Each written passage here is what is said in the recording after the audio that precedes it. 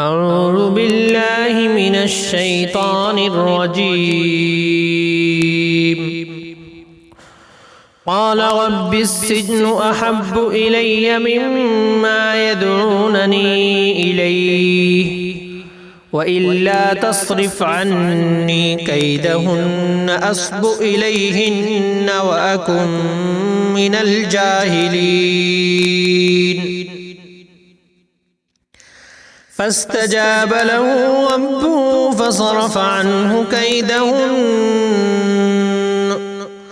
إنه هو السميع العليم. ثم بدا لهم من بعد ما رأوا الآيات ليسجننه حتى حين.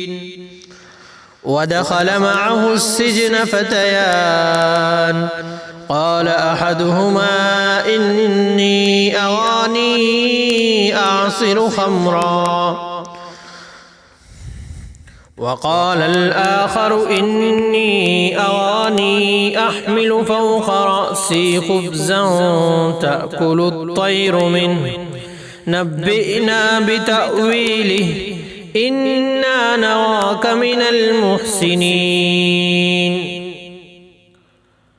قال لا يأتيكما طعام ترزقانه إلا نبأتكما بتأويله قبل أن يأتيكما ذلكما مما علمني ربي إني تركت ملة قوم لا يؤمنون بالله وهم بالآخرة هم كافرون.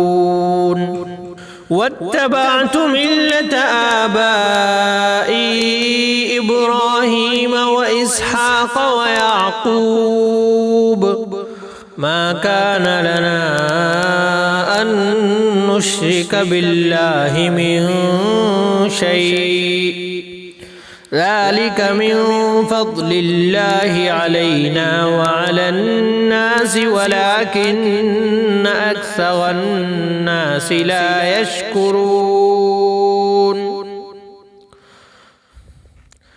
يا صاحبي السجن أأرباب متفرقون خير أم الله الواحد القهار.